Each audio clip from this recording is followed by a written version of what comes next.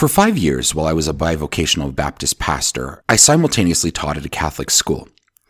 To be honest, I really struggled with the tension between my very active Protestant faith and working in a Catholic environment.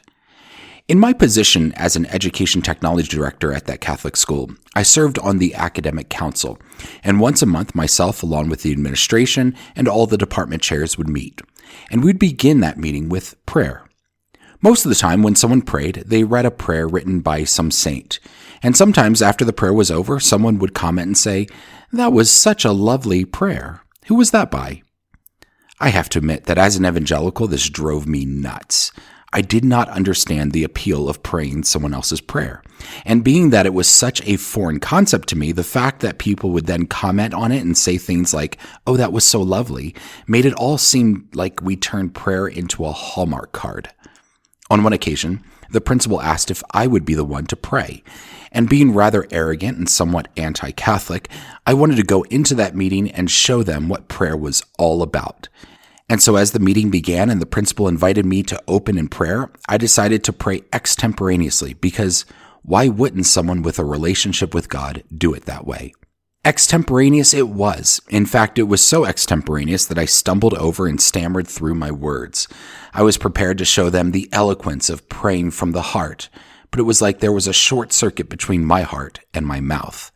Maybe it was just God trying to humble me. Hi, this is Justin Hibbard, and you're listening to Why Catholic, my podcast about the what and why of Catholicism. Thank you so much for taking some time to join me. And I want to give a huge thanks to those of you who are financial supporters of Why Catholic, whether you are a monthly giver or you have purchased something from the Why Catholic Etsy store. This has been a trying season for me, and I just can't say thank you enough for your generosity. We are in the middle of a series on the Catholic approach to prayer, which began in episode 131. Prayer is not something unique to Catholic Christians. All Christians pray, or at least they should. And all Christian sects emphasize the importance of prayer. However, I have found that there are some nuances to the Catholic approach to prayer that I greatly appreciate. And one of them is the topic which I will be talking about today, and that is intentional prayer. Now, before you say, shouldn't all prayer be intentional? Let me explain a little bit about what I mean by intentional prayer. When I was working at that Catholic school, I kept hearing the phrase prayer intentions. Does anyone have any prayer intentions? I was like, what in the world are prayer intentions? This takes me all the way back to episode 2 called The Language of Catholicism, where I talked about some of the linguistic differences between Protestants and Catholics. There is a language to our ecclesiastical backgrounds that sometimes do not make sense to outsiders, and sometimes don't even make sense to people of other denominations, as was the case with the phrase prayer intentions. Come to find out, prayer intentions is akin to what I grew up calling prayer requests. In my upbringing, people would ask, "Does anyone have any prayer requests?" And then we would pray for those requests. That seemed like a much better phrase than prayer intentions. But to understand why Catholics use the phrase prayer intentions, we have to dive into this whole understanding of intentional prayer. You see, what I didn't realize in those faculty meetings when people were reading prayers written by saints is that there is a whole expectation of intentionality when it comes to prayer. And here's what I mean by that. We must discipline ourselves to enter into that prayer rather than just reading the words. Let me use the analogy of a house. If prayer is a house, then in praying a prayer that is already written, it is like we are entering a house that has already been built. The framework is all there, and we are not meant to just stay on the outside marveling at the beauty of the structure, but rather we are called to enter into that house. Whereas in this analogy, extemporaneous prayer is like building the house at the same time we are entering into it. I don't think there's one way that's particularly better than the other, and there are many Catholics that pray extemporaneously. But what I've come to love about praying prayers that are already written is that, for one, I don't have to fumble over the words like I did in that faculty meeting. Secondly, the words are often written much more eloquently than I could articulate on a whim, and so people don't have to get distracted by my ums and linguistic fumbling. And thirdly, I am praying the same words that have been utilized by faith heroes through the ages, which connects me with the saints. It's that communion of saints concept that is so important in the Catholic faith, something I talked about in episode 52. The challenge then in praying prayers that are already written is intentionally entering into those prayers. To come back to the analogy of the house, we must enter into the home rather than just stand on the outside staring at it. There's another sense of intentionality in prayer that is uniquely Catholic, something I didn't understand until much further along in my Catholic journey. And that is the notion of offering our prayers and even our actions for a specific intention. This doesn't just mean praying for someone like, "Dear God, please heal my friend who is sick." Rather, we may never mention our friend in the course of our prayers, while at the same time offering our prayer for the intention of our sick friend. For example, if I pray the rosary, I'm going to follow a pretty set cadence of prayers. So I may begin praying the rosary by saying, "I offer this rosary up for my friend and for their healing." Or I may stop between each decade and offer each decade up for a specific intention. Spend some time in Catholic circles and you'll no doubt hear or see the phrase, "offer it up." That's what's meant by this Catholic colloquialism. What I find even more impactful is the notion that we can offer anything and everything up, not just prayers. For example, when you attend Mass, you may see a sign at the front that says, "This Mass is being offered for the intention of Peggy Sue, submitted by Billy Bob." But I can also go to Mass and offer it up for my own intentions. I can say, "God, I offer this Mass for the salvation of my uncle." And it doesn't have to stop there. Offering it up doesn't have to be limited to holy acts like attending Mass. I can offer up everything I do. So when I wake up in the morning, I can say, "God, I offer this day up for the souls in purgatory." When making breakfast, I can pray, "God, I offer this action up for my spouse." Or when we're doing something routine or even something somewhat painful, we can also offer that up. "God, I offer up this commute for my dad. God, I offer up this painful wait in the DMV for my pastor." If you're a Protestant listening to this, first let me say thank you for taking time to listen, but I also recognize that you may have some questions about this. You may be saying, "You're just making this stuff up." We can say, "I offer this wait at the DMV up," but how do I know that this is really a thing? First, I'd like to point you to episode 55 called The Collective Treasury of the Church, where I talk about this concept in theological depth. Secondly, I'd like to point you to a couple of passages in Scripture. 1 Thessalonians 5:17 tells us to, quote, "pray without ceasing," end quote. 1 Corinthians 10:31 says, "Whether you eat or drink or anything you do, do it all to the glory of God," end quote. In other words, the spiritual discipline here is to consciously submit every moment of every day to God. We often think of prayer as I stop doing what I'm doing and I turn my attention and my conversation to God. And while that's a valid form of prayer, St. Paul is encouraging us to think of every moment of every action as an opportunity for prayer. Imagine how that might change our minds and our focus.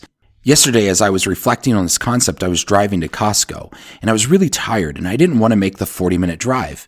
So I said, wait, I can offer this up. And so I did. Little by little, as we offer up big moments to God, we may find ourselves offering up the smallest actions. I'm pouring my cup of coffee. God, I offer this up to you. I'm about to go on a walk. God, I offer this walk to you.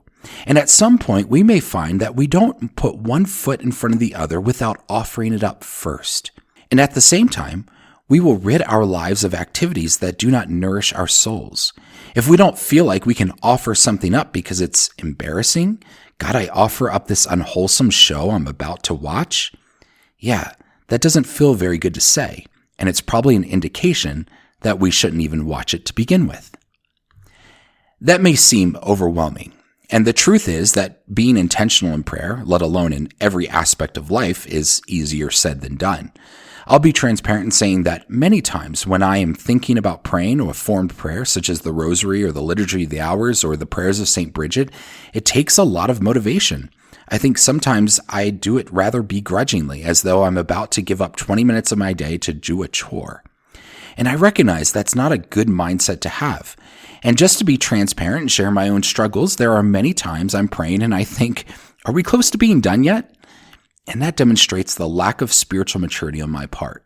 But let's be honest, I think it's a temptation that all of us face. And so if you face it too, know that you're not alone. So how do we do it? How do we be more intentional about praying? How do we get better at it? Here are some things that I found to be helpful in my own life for what it's worth. The first is that I can't be disciplined about the little prayer moments like, God, I offer this commute up, if I lack discipline in having significant alone time with God. For me, I've really come to incorporate the lauds and vespers of the Liturgy of the Hours, and I try to really make both time and space for them so that I'm not distracted by other things. For example, I set up a little home altar in my living room under the TV, and I personally love to sing the hours, the program created by Paul Rose, the focus of episode 107. And so what I do is I turn on the TV to the Sing the Hours YouTube channel, which I've linked to in the show notes. I pour holy water into a little basin and use it to make the sign of the cross. Then I light some incense, and then I sit on the floor and I pray along with Paul Rose. I find this helpful in creating intentional space for prayer where I'm free from a lot of other distractions.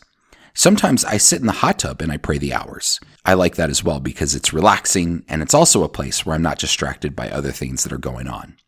The second suggestion is not to just jump in and start praying, but to begin with some breathing exercises. The Greek word for the Holy Spirit is pneuma, or breath, or wind, where we get the word pneumonia. Starting our prayers by breathing is so healthy. One of the reasons people get addicted to smoking isn't just because of the nicotine, but it's actually because of breathing. Smoking is the chance for them to get outside and take these deep breaths. I mean, who wouldn't want to take a 15-minute breathing break? When we breathe, it naturally slows our heart rate down and clears our mind of the hustle and bustle of life. One of the things that I like to do, which I demonstrated in episode 133 on Lectio Divina, is to call out what I'm breathing in and articulate what I'm exhaling. Yes, I'm breathing in oxygen and I'm breathing out toxins like CO2, but I like to name spiritual things that I want to inhale and worldly things that I want to exhale. So I might say something like, I'm breathing in the love of God, and I'm breathing out anxiety. I'm breathing in mercy, and I'm breathing out condemnation. I'm breathing in love, and I'm breathing out bitterness. A third suggestion, as we just talked about, is to offer it up. Give extra intention to your time of prayer. Think of it like dedicating your prayer to someone or some need. I offer up this prayer for my friend Tom. Doing this really helps me. It keeps me from thinking, I've got to do this because praying is what I'm supposed to do. And it helps me create a little extra motivation. Tom needs my prayers. I'm going to pray for him.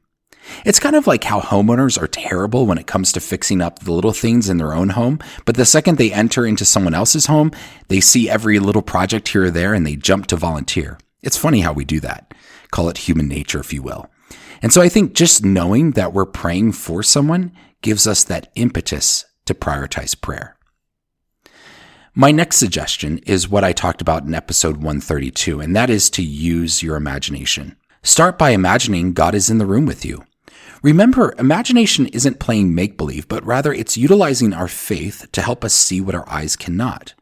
I often begin by saying, God, I welcome you into this place. Or I'll say something like, God is here. He is with me. And whenever I find my mind wandering off during prayer, I try and let my imagination bring me back. Letting our mind wander off in prayer is kind of like daydreaming while you're in the middle of a conversation with someone. We need to bring ourselves back and give attention to God who is right there with us. Lastly, when it comes to offering our everyday moments, I think an examination of conscience is key. We should ask ourselves, what were things I did today that I didn't offer up to God? And then we can try and do better next time. If you catch yourself doing something that you hadn't offered up, stop and do it. So for example, you're in the middle of begrudgingly cleaning the bathroom and you find yourself complaining to yourself. Then you suddenly realize that all this time you could have offered this up. So instead of feeling guilty for forgetting, just stop and offer it up in that moment. Philippians 2:14 tells us to, quote, do everything without grumbling, end quote. One way to break that habit of grumbling is to offer it up. Let me conclude with this. We often think of prayer as conversation, but I'd like to challenge you to think of prayer as entering into the life of God. Words are easy. We can read words. We can ramble on and on and on. Prayer is really much more than that. It is intimacy, and intimacy is intentional. To pray is to enter into the life of God. Intentional devotion of our time, our body, and our minds. Thank you for joining me for Why Catholic. Be sure to subscribe to Why Catholic wherever you get your podcasts. And you can also subscribe to my Substack site and get the next episode in your email inbox. As a subscriber, you get a special discount code to the Why Catholic Etsy store. If you've been blessed by this podcast and you're feeling generous, there's also a way to financially support it, and patrons get some extra perks. To become a free subscriber or a patron, just go to whycatholic.substack.com/subscribe. Also join me on Instagram at whycatholicpodcast, all one word.